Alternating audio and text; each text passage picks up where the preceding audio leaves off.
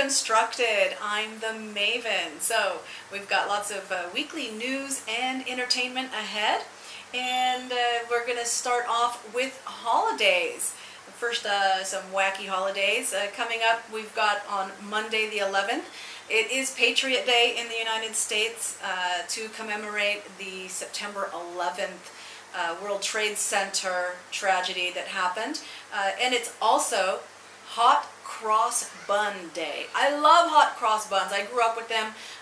Traditionally, they're around Easter, but you can find them. You can find them different times of year. But so it's Hot Cross Bun Day. Go find yourself a hot cross bun and eat it. All right, Tuesday the 12th, we've got Chocolate Milkshake Day. Now, this is interesting history about chocolate milkshakes. In the 1880s, they were made kind of like eggnog with whiskey. So it was a whiskey, egg, and cream drink with chocolate. And then in 1922, Walgreens added malt, and when the blender was invented, then they started adding ice cream, and it became the chocolate milkshake that we know today. So enjoy yourself a chocolate milkshake on Tuesday. Wednesday the 13th is Ronald Dahl Day. Okay. No, it's because it's not an N, it's Roald. It's Roald Dahl, not Ronald Dahl. But who is he? Okay. He is the author of James and the Giant Peach, as well as Charlie and the Chocolate Factory, and Chitty Chitty Bang Bang, and the Fantastic Mr. Fox. So all of these are made into movies. You can watch them. If you have young children, you might want to watch the old version with Gene Wilder of Charlie and the Chocolate Factory, because it's a little bit less dark, we could say. But the newer one with Johnny Depp, if you enjoy a little bit more macabre angle on things, well, then you'll enjoy that one, the newer version. I enjoy both of them. Fantastic story. Alrighty, it's also Fortune Cookie Day on Wednesday the 13th. So for Fortune Cookie Day, you have to realize that the fortune cookie, always served with Chinese food, is actually, it was invented by a Japanese company back in 1906 in San Francisco. They were a confectionery store, and it was called Suichi, or the man named Suichi started Ben Kyoto, the Japanese confectionery store in San Francisco. And of course there's a little bit of controversy of other people, but that's pretty much verified that the fortune cookie was invented back in 1906. It's also Peanut Day. So whether you like your peanuts roasted or boiled or as part of something else, then go get yourself some peanuts. Yay, peanuts! And maybe even you can, even though it's supposed to be the food Peanuts, you could maybe celebrate the cartoon Peanuts as well, with Snoopy and Charlie Brown. Okay, Thursday the 14th is Cream-Filled Donut Day. Gotta love that one. Cream-filled donuts. My favorite would be the Bismarck, which is kind of got chocolate on the top and custard filling. But it can be filled with any kind of cream, whipped cream, custard. Also on Thursday the 14th, Gobstopper Day. And now, I grew up with gobstoppers being called jawbreakers. And the fun thing about a jawbreaker or a gobstopper is that they just last forever and ever and ever. It's also Eat a Hoagie Day. What's a hoagie? You don't know? It's a sandwich on a roll that is just packed full of lots and lots and lots of meats and vegetables and things like this. So get yourself a hoagie on Thursday. Friday the 15th, International Grenache Day. Grenache as in the wine. It came from the Aragon region of northern Spain, and from there spread out to Sardinia and southern France and the San Joaquin Valley in California. and Australia. So get yourself a nice bottle of Grenache. It can be either red or white. It's both. So there you go. Friday, Grenache Day.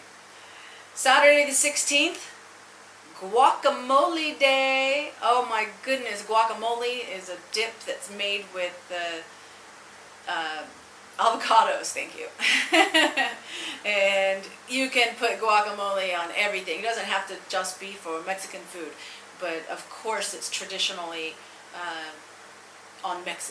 as a part of Mexican food. All right, Sunday the 17th is Monte Cristo Day. Now we're not talking about the story, the Count of Monte Cristo. We're talking about the sandwich, and you can find them anywhere. Monte Cristos are believed to have been an Americanized version of the croque monsieur of the French origin. But basically, you've got like French toast, which is an egg-dipped bread, and inside you have chicken and ham and cheese. And so it can be fried on a skillet, like sautéed, or sometimes they're deep fried. But oh yeah, Monte Cristo. And really they're best with the strawberry jam. You have to have strawberry jam with it. When I get it here in Cambodia, nobody serves strawberry jam. They serve it with ketchup. It's like, what? No. So I have to like bring my own. I get those little strawberry jam packets and then bring it with me when I'm going to order a Monte Cristo. So I'm going to have to do that on 17th, on the Sunday, so that I can celebrate Monte Cristo Day. All right, so now we're going to get into our international news of what happened this week. Well, probably the big story is more hurricanes. Hurricane Irma has swept through the Caribbean and leaving total destruction and devastation. And now it's bearing down on Florida. So a lot of people are evacuating, especially after Harvey last week. They're not taking any chances. But then some people, they're saying, no, I'm not leaving. I'm going to ride it out. So we'll just have to see what happens. But Richard Branson and his island in the British Virgin Islands, Necker Island it's called, well, he stayed there with his staff and some guests, and they kind of had a slumber party, and they went down into the wine cellar. The eye of the hurricane passed right over his island, and total devastation on his island. But all the humans are okay, is what he is quoted as saying, because they did have a lot of wildlife on that island, and they're not sure what happened to them. But anyway, and there's like another hurricane right in the tail of the same path. So, alrighty, Myanmar. We talked about Myanmar in depth in our Deconstructed commentary last week. But leader Aung San Suu Kyi is facing an international backlash about her silence on the Rohingyas. Suu Kyi has fought back this week in a readout of a phone call with Turkey's President Erdogan. She said, quote, "A huge iceberg of misinformation," unquote, is creating divisions in the society to promote the interests of the terrorists. Because remember, what we talked about last week was that the Myanmar's government and the Buddhist population there consider the Rohingyas in the Rakhine state as terrorists.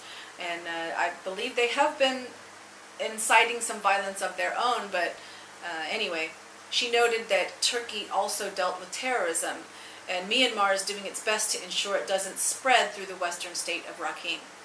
So if you want to know more about that issue, you watch last week's broadcast. The United Nations Secretary General Antonio Guterres has warned that Myanmar faces the risk of ethnic cleansing. And then the Myanmar's National Security Advisor responded by saying that Myanmar is counting on China and Russia, both permanent members of the Security Council, to block any UN resolution on the crisis. Yeah. All right, North Korea and the U.S. are still like a couple of roosters ruffling their feathers to get ready for a fight, but no one is making the first move. All right. In Syria, the UN has come out with a new report that is blaming the government for some of the chemical attacks that happened, but not all of them. The EU court has rejected a bid by Hungary and Slovakia to avoid taking migrants. So Hungary and Slovakia had bid that they didn't want any more migrants coming into their countries, but the EU court said, rejected that, and you're going to have to take them just like everybody else if you're going to be part of the European Union. Catalonia officially set an independence vote for October 1st. The region has been trying to gain independence from Spain. However, Spanish prosecutors said on Thursday that, they will bring criminal charges against members of Catalonia's parliament as Madrid moved to crush the region's plans for an independence referendum. So that's heating up, and we can watch what happens in that situation. Nicaragua has renewed an environmental permit for the Chinese company to go ahead with planned construction of a cross-country shipping lane and a canal to rival the one in Panama. Not only rival, but Panama's canal is so overcrowded right now, and the width of the canal is just barely enough for the ship, because the shipping container boats have just gotten bigger and bigger and bigger and bigger, and they can't make them any bigger because they can only get through the canal just barely, right? Well, now it's going to be a bigger canal. China always likes to make things big. And wow, that will have a huge impact on global economies and shipping. All right, the Chinese are debating right now about medical rights after a pregnant woman committed suicide. She was just 26 years old. She was 41 weeks pregnant. So that's basically a week overdue of what is normal. A normal pregnancy is about 40 weeks. And she wanted a cesarean birth because she had been in labor so long, she was in so much pain that she wanted to have it. And my computer just crashed, so let me restart that while I'm telling you about this story.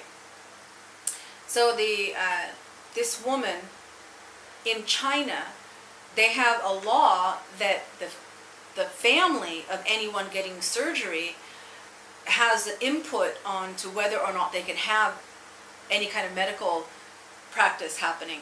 So her family said, no, we don't want her to have a cesarean, because cesareans used to be very popular when there was only the one-child policy. But now that there's not a one-child policy, people are trying to avoid cesareans so that they can have a second or third birth, right? Pregnancy, and give birth. Now, plenty of women with cesarean sections have had more than one child. It doesn't mean that you can't have children again, but the mindset in China is that it's so high risk that they prefer to have the live birth and not have the cesarean. So this is what her family was imposing, and the hospital couldn't give her the cesarean without the family's consent, even though she was 26 years old. So she was in so much pain, she jumped off the roof and committed suicide. So now this whole debate is going on in China. So yeah, I just restarted my computer. It's really old and started. If anybody who makes computers or sell computers wants to be a sponsor and sponsor me a new computer, that would be awesome. So getting that document open up again.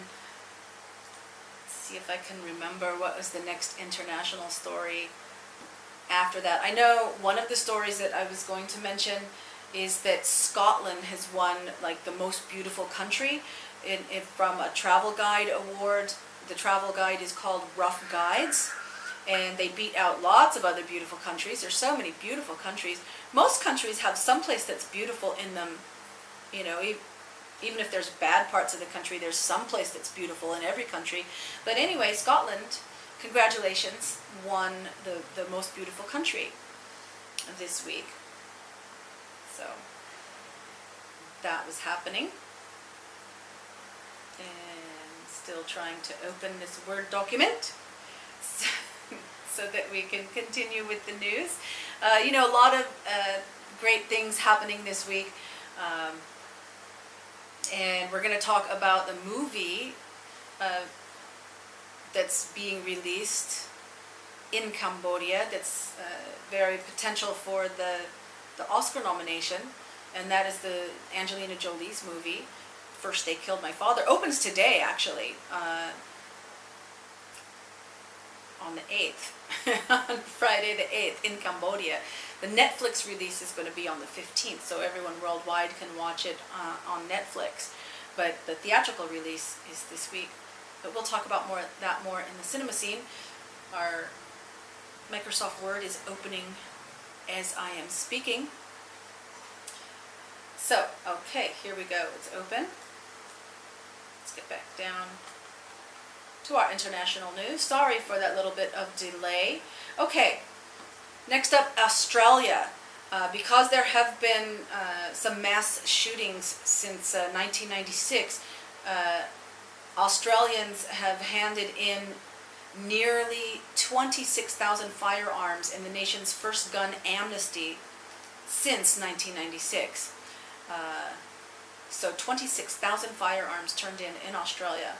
In Mongolia, lawmakers voted on Thursday to dismiss the prime minister and his 14-month-old cabinet for alleged incompetence and corruption related to the signing of government contracts with companies linked to 3 cabinet members. Ooh. And fires continue to ravage several states in America, including California, Oregon, Washington, Idaho, Montana, and Wyoming. Really, really bad wildfires going on. In Utah, now this was trending last week. I mean, it happened in July, I believe, but it really started trending last week, about the nurse who was asked to draw blood from a patient, and there was no warrant, and so by hospital policy they could not draw the blood of this patient if they were not a suspect in a crime and there was no warrant. And the police officer got so angry with her that he put her in handcuffs and was trying to arrest her and everything. Well, he has been fired. So good, he probably deserves it if you know about that trending. And then Scotland, okay, we talked about that. All right, moving on to local news for Cambodia. In Kampong Thom province, the 69-year-old Buddhist temple known as Wat Antre Samvorik was constructed in 1948 and officially put on the National Heritage Register in 2007. Well, somebody didn't get that memo, and the pagoda demolished. They wanted to build something new. They just demolished it, and now there's a lot of outrage and dismay about that happening. On Monday, this is like probably one of the biggest news stories in Cambodia for this week. The Cambodia Daily closed its doors. This was due to a tax bill that was needing to be paid. The General Department of Taxation, in addition to the daily closing, asked the immigration police to prevent the publishers of the Cambodia Daily newspaper from leaving the country while the paper still owes $6.3 million in back taxes. So that was like a huge story this week. Also, the SEA Games in Cambodia, finally, the final tally of the Southeast Asia Games, Cambodia won 3 gold, 2 silver, and 12 bronze medals. So congratulations to all those athletes that participated in the SEA Games. Also big in the news, the president of the CNRP, Kem Sokha, was arrested on charges of treason. He has been questioned by a Phnom Penh investigating judge, but has yet to appear in court. And finally, for Cambodian news this week, Miss Cambodia was crowned, and this was a 21-year-old model named Ren Nat. Ren Nat. Okay, that's a R-E-R-N.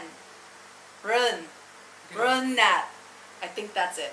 Okay, and this is like, this will lead to participation in the Miss Universe and Miss World and Miss Tourism International competitions. So, wow, congratulations on that. All right, so we're not going to have a commentary this week for for Deconstructing a Story. We're just going to go to a coffee break, and then we'll come back with wacky news and our birthday club. So stay tuned.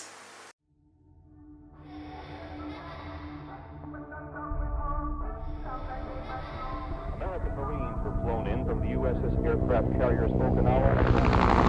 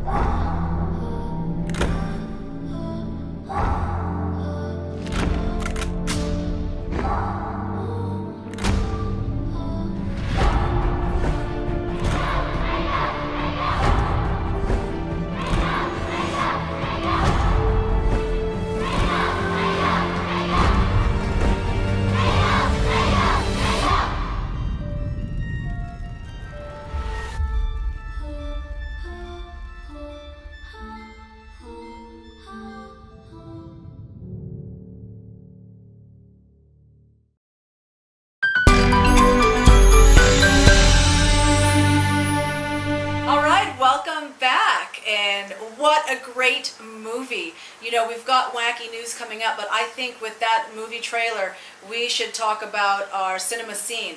So, that movie, First They Killed My Father, is directed by Angelina Jolie.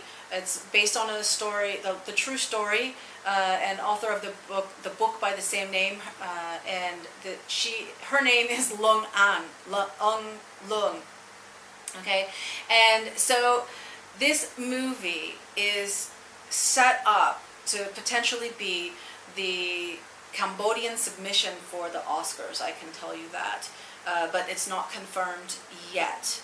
And so how exciting is that? It needs to have 7 days in the theaters before that can be confirmed. So good luck to the movie, and go out, if you're in Cambodia, it's a nationwide release. It's in all the cinemas across the country, and so please support the film and all ages. This movie, one thing that makes it unique from, say, The Killing Fields or Lost Loves, is that this film is told through the eyes of a child, and I gotta say, Angelina Jolie nailed it with this film. And bringing that perspective. And so there's not a lot of dialogue, because when you're a child, you know, it's like your thoughts and your imagination and how you process what's happening to you. You know, it's just the cinematography is amazing.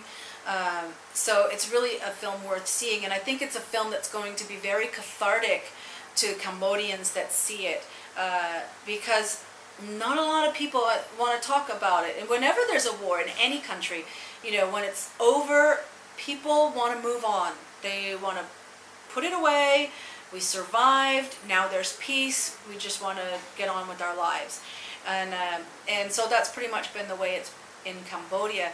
But the young generation now is starting to ask questions about what happened, and so the older generation is now starting to talk about what happened to them. And so this movie is just absolutely amazing. Alrighty, so that's our cinema scene for this week. How about wacky news? Are you ready for wacky news? Okay, this is where we get to have fun. A 45-year-old man was sentenced to 8 weeks in prison. For what? For stealing. What did he steal?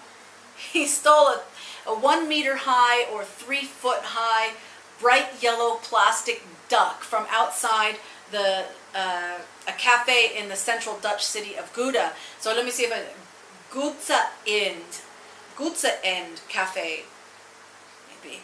I do have some Dutch heritage, but speaking Dutch, that's a rough language. I've been to Amsterdam, I've been to the Netherlands, and wow, what a language that is. So I hope I did it justice. Okay, this is really strange. I thought this has got to be fake news. It's got to be. But it was reported in the Huffington Post. It apparently happened in Bristol, England. It looks like it really happened. The Avon Fire Department and everything posting about what happened. So I'm going to guess, and for sure it's trending, all right? And so a woman and a man met on Tinder, this dating app, right? And they're at his house, and she goes to use the bathroom. Well, she poops in the toilet, and the toilet won't flush. So she takes some tissue paper or whatever and wraps it up and decides to throw it out the window. Well, what's outside on the other side of the window? Another window for another house, and it goes, and their windows open, so she throws it into the window of the other house. She's absolutely mortified and embarrassed, but she has to tell this guy, look, you know, this is what happened. I'm so sorry. What do we do? So they decide to try and retrieve the poop that went into the other house by her climbing in the window, but she gets stuck. And they had to call the fire department in order to get her unstuck. And there's a photo. I mean, I guess it's whether it's a fake story or not, it's just amazing. And it's trending, so there you go. That's wacky. Wacky for sure. Speaking of guacamole, remember we mentioned in the holidays about Guacamole Day coming up? Well, Mexico just broke the world record with a 3-ton guacamole. It took 25,000 avocados and 1,000 people to mash them all up to make this 3-ton guacamole. So there's the world record.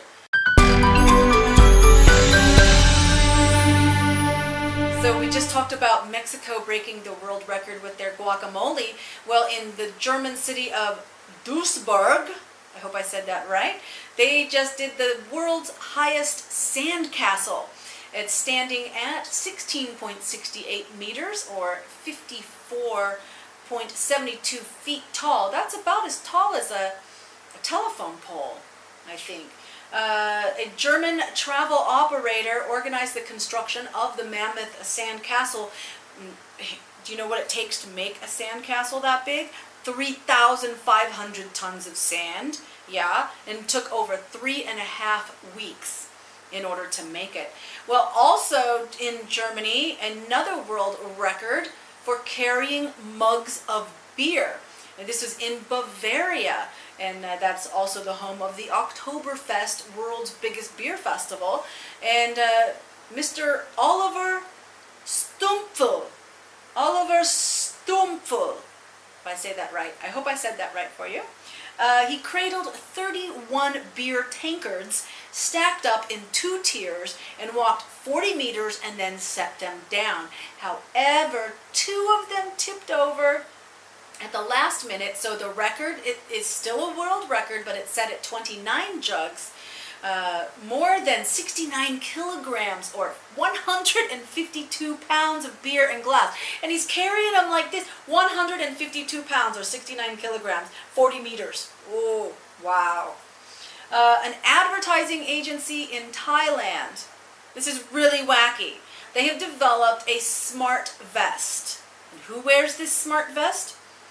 The stray dogs. So this is what they want to put the smart vests on the stray dogs so they become guardians of Bangkok's streets and alleyways, because there's a hidden video camera in the vest. It has sensors that transmit live streaming videos whenever the dog barks, or and then it shows what the dog sees via a mobile phone and computer application. Wow, that's, you know, okay, couple things. Maybe this can be kind of like our Deconstructed, since we didn't have one earlier, all right? What comes to mind when I hear about this? First of all, I've been to Thailand, I've been to Bangkok, and there are a lot of stray dogs. And I'll tell you, when I was there, the first time that I ever saw all these stray dogs, I'm wondering, why is there no dog poop? There's like no dog poop anywhere on the streets, you know, or on the sidewalks. But there's stray dogs everywhere. So where does all the dog poop go? I don't know. So I remember that. But you know, I really hope that this doesn't turn into an epic fail. And I hope that they, you know, think this through before they do it. Because if there's a mobile phone and computer application in the vest, what's to keep people from trying to steal the vests when they're on the dogs and maybe killing the dogs in the process? I don't know. That sounds like kind of like with AI, the robots can turn into killer robots and kill humanity. You know, that sounds like there's some dark side potential on this. While it's a good idea to help prevent crime or, you know, capture crime so that then there's evidence that can be used in prosecution. That's the good side, but there's also a dark side, so hope that works well. That's wacky. Alrighty, so we already did cinema scene, and now it's to birthdays. Birthday club! Woohoo! Woohoo! Time for birthday club. This week we're not going to do any celebrity birthdays, but we are going to talk about birthday club members and shout outs. So September 4th, we've got, and this is this past week, so Elise Albright and Chandra and Hernan. Happy birthday! And then on September 5th, Jessica Salvo, Willie Prevo, Mac Africa, Sethasat Kun, and Marla Halperin. Happy birthday! And then on the 6th, Tina Frank, Edgar's Hale, and Sovanari Kia. Happy birthday! On the 7th, Claude Breliot and Saret Chun. Happy birthday! On September 8th, Tavi Lung, Devin Lamadora, and Dolphy Smiler. Happy birthday! Director, September 9th, the director of Vikant Charet, Hui Valang. Happy birthday! Along with Anchor Rot and Sian Pu. Alright, and September 10th, Bo Ray, John Suti, Aaliyah Wilson, Chakriya Q. Happy birthday! So big happy birthday everyone for the birthday club. If you have someone that you would like me to mention, just get a message to me. You know, I'm on all the social media, YouTube, Facebook, Twitter, Instagram, and Periscope. So whichever one have messages, send me a message at the Maven 2017 is how to find me.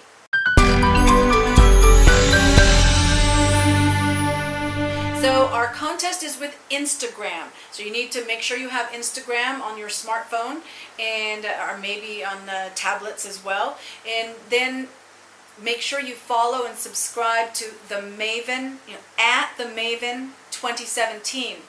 All right. But even whether or not you do that, when you take a picture, then you need to add hashtag the Maven 2017 so that I can see it for the contest. So how does it work? Every week, I go somewhere in Phnom Penh and I take a picture at a landmark, and then you need to go to the same place and take a selfie.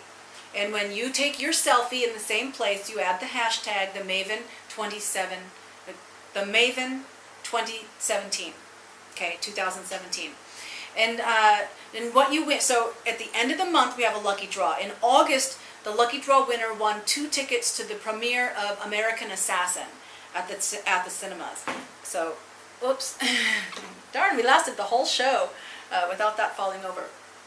Okay, so we always have really great prizes, so you want to enter. So here's this week's picture, and if you know where that is, then make sure you go and take a selfie of yourself at the same place and add the hashtag the Maven 2017.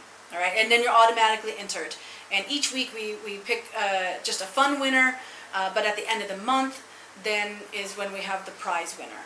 Okay, enough about the contest. So we have made it to the end of the show.